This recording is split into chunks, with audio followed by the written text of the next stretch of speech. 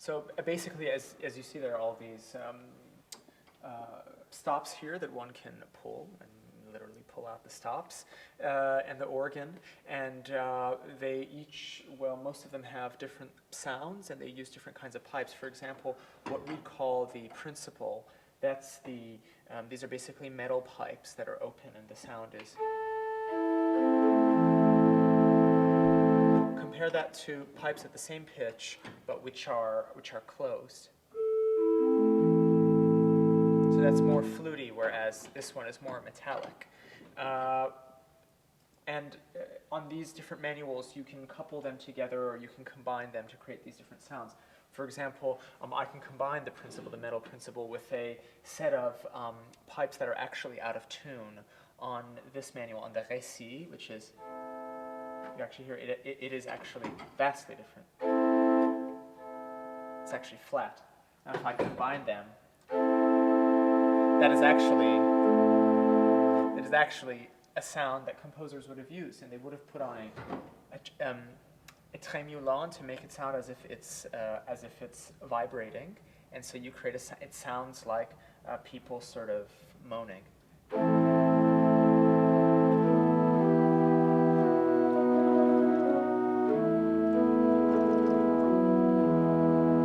This was, to us it seems kitschy. You could say, of course, that bad taste is sort of universal in all time periods, or you could say that this was a valid stop that interested people.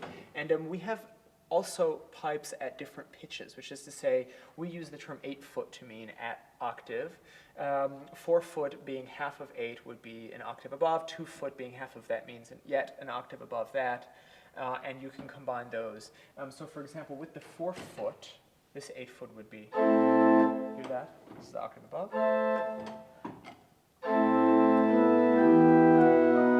And we add the 2-foot, the octave above that, so we have really 3 octaves playing.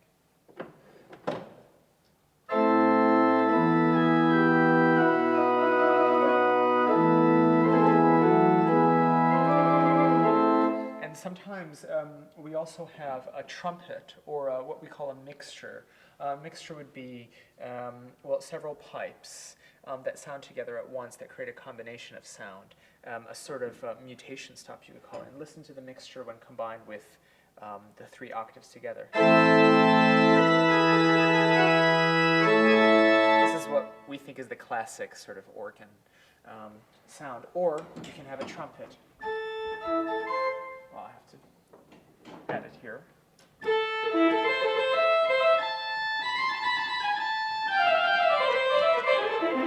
Or I can do sort of trumpet effects.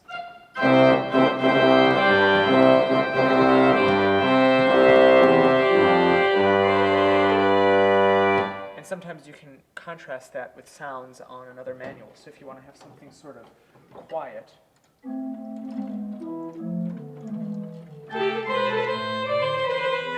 maybe not that, something like this.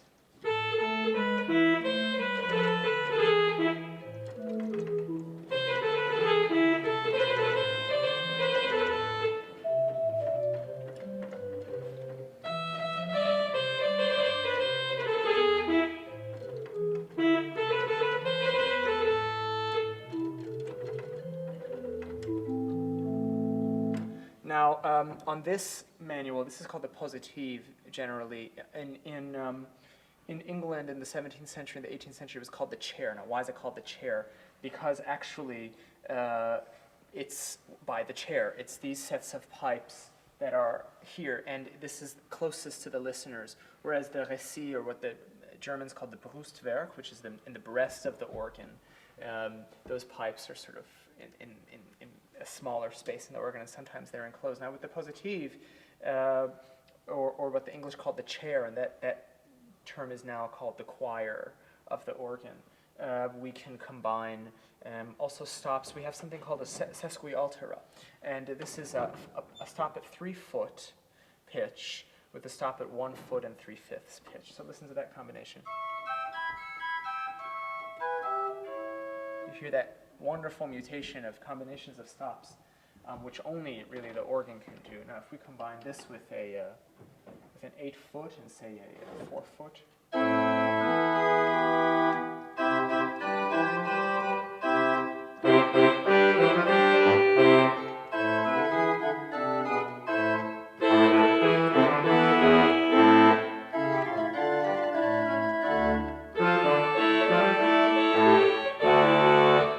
course, it wouldn't be the organ without the pedal, which is very important. The pedals, we can have what we call sort of 16-foot pitch, which means an octave below, and that gives us sort of great foundation. So.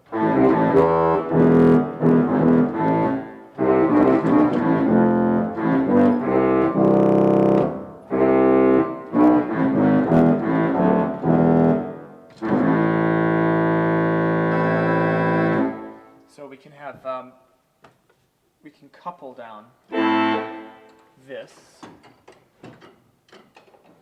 You see, when I play, it actually plays up here as well, but it adds an octave below, so I can do.